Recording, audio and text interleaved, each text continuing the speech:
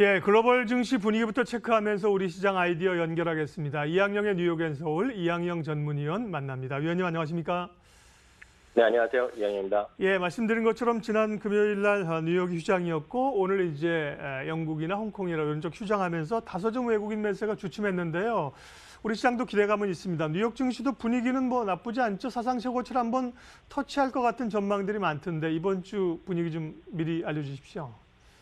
네, 맞습니다. 지난주에는 이제 사상 최고가를 앞두고 소위 우리나라식으로 얘기하면 차익 및 경제 매물 이런 게 나오면서 결국 한 주간은 소강 상태로 마무리됐는데요.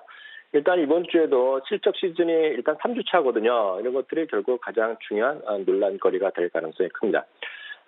가장 큰 특징은요, 1분기 실적 전망이 조금씩 오히려 좀 높아지고 있다는 것이 특징이 되겠는데요.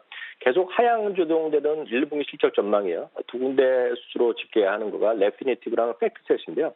모두 레피니티브는 당초 2.3에서 1.7% 마이너스입니다. 역시 1.7% 올렸고요. 팩트셋도 소폭이나마 마이너스 4.2에서 3.9%까지 올라갔습니다. 전체적으로 조금씩 눈높이가 높아지고 있는 것은 그만큼 지난주 발표된 기업들까지 거의 80% 가까운 기업이 실적 컨센서스 대비 좋게 나왔는데요.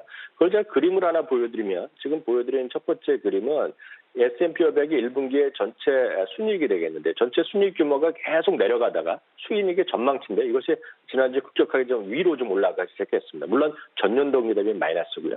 그 다음 그림은 이익 조정에 대한 비율인데요. 위에 그림 위에 정말 하얗게 나오는 거는 흐린 게 나오는 것은 이익 전망을 내리는 기업이고요. 파란색은 이익 전망을 올리는 기업인데요. 지금 3달 동안 거의 한 번도 이익 조정에 대한 상향한 기업이 많은 적이 없었는데요. 지금은 거의 5대5로 붙어 있습니다. 이것은 무슨 의미냐면 아마도 이번 주가 지나가면 이익 전망에 대한 추이가 조금 더 올라갈 가능성이 있다라고 보시면 좋겠습니다. 지난주에서도 예를 들어서 야르데니도 그런 얘기를 했는데 이번에는 브라이언 길마틴이라는 또 하나의 유명한 또 투자 전략가 이런 얘기를 했습니다. 현재와 같은 실제 이익과 컨센서스 차익의 소위 통계가 계속 이어진다 그러면 1분기 실제 이익 증가율은 오히려 3에서 4% 플러스 날 가능성이 있다는 얘기까지 하고 있습니다. 다만 참고로 아직까지 2분기에도 레피니티브는 2.1%지만 팩트사는 0.5% 마이너스 유지하고 있거든요. 즉 이익 침체 가능성이 여전히 열려있다고 보셔야 되겠고요. 다만 이런 거죠. 과거 2015년, 16년에 이익 조정, 이익의 침체했을 때 보면 10% 하락했지만 그때 저전부터 불과 4년이 안 됐는데 지금까지 무려 52% 올라갔기 때문에 일부에서는 그렇게 이익에 대한 침체 이런 것을 너무 걱정할 필요 없다는 주장도 있으니까 시청자분들도 너무 어렵다, 보수적으로 볼 필요 없다는 생각 저는 하고 있습니다.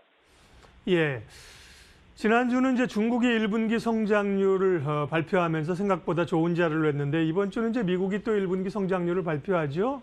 체크해야 될 핵심 변수들, 경제 지표들 알려주십시오. 네, 이번 주에는 역시 4월 26일 날 금요일 날 발표하는 월가에서 기대되는 것이 미국의 GDP입니다. 미국의 GDP는 지난주에도 한번 말씀드렸는데요. 월가의 컨센서스는 1.8 그리고 아주 긍정적으로 보는 것이 컨센서스를 2.0까지 제시하고 있는데요.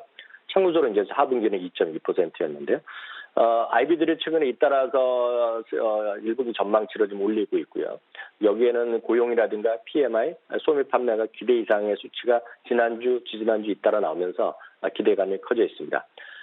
오늘 보여드린 것은 애틀란타 연방은행의 GDP 나우라는 모델입니다. 물론 이것은 애틀란타 연방은행에서 공식적으로 발표한 수치는 아니고요. 다만 이들이 만든 모델에 따라 나오는 것인데 이 모델에 따르면 지난 4월 19일자로 해서 지금 2.8% 전망까지 나와 있습니다. 물론 이것이 공식 집계는 아니지만 이 정도로 지금 눈높이가 높아져 있다고 보셔야 되겠고요.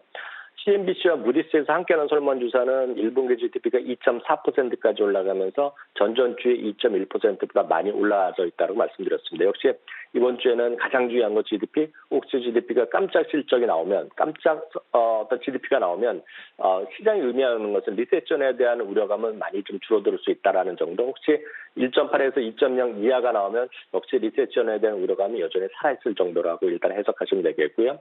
그밖에 내구성 소비재 주문이라든가 주택 판매 그리고 소비자 신뢰 지수가 월요일부터 금요일까지 잇따라 발표된다는 거 참고하시면 되겠고요.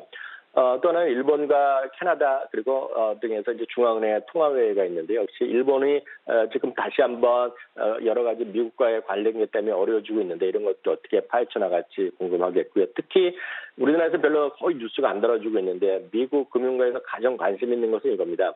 이제 미국과 중국의 무역 전쟁 거의 끝나간다라는 기정사실을 하는데요. 결국 그 다음이 어디냐는 거거든요. 미국과 EU는 무역 전쟁이 나올 가능성이 커져 있고요. 이때 급해진 건 일본이거든요. 근데 마침 이번 주 금요일 날 워싱턴에서 아베와 트럼프의 정상회담이 있습니다. 그래서 이번에 또 아베가 어떤 선물을 갖고 올지 이런 것들이 흥미로운 관전거리가 되겠고요. 역시 실적 발표가 이번 주가 가장 큰 뉴스가 될 수밖에 없죠. 주식만 보면은요. 이번 주 S&P 500 기업 중에 무려 30%인 155개나 기업을 발표합니다. 그중에서도 미국 시간으로 수요일과 목요일, 우리 시간을 보면 목요일 새벽, 금요일 새벽이 핫 주식들이 몰려 있습니다. 24일은 보잉, 페이스북, 마이크로소프트, 페이팔, 랩리서치 등 아마 시청자들 웬만하면 다 아는 기업이게 됐고요. 25일은 아마 또 한 번 관전 포인트죠. 대한민국에서 미국 주식하시는 분들이 제일 많이 갖고 있는 주식이 두 개 있습니다. 애플과 함께 아마존인데요. 바로 아마존이 25일 장마감, 즉 우리나라 금요일 새벽에 발표한다는 것도 참고하시면 되겠습니다. 예, 말씀하신 것처럼 이제 미국은 1분기 성장률을 금요일 날 발표를 하고요. 우리도 목요일 날 또 1분기 성장률 발표하는데 우리는 별로 성장률 지금 예측치가 전망치가 좋지 않은 그런 상황들입니다. 1분기가 어려웠잖아요. 예, 특징주 크로스 뉴욕 증시와 국내 증시 연관 지을 만한 주식 알려주십시오. 네, 이 주식도 뭐 여러 차례 한 달에 한 번 정도 꼭 다루는 주식인데 역시 사상치 효과를 가고 있습니다. 바로 쇼피파이입니다. 심볼은 SHOP가 되겠고요. 이거 잘 익숙하지 않은 분 계시겠지만 이렇게 이해하시면 되겠습니다.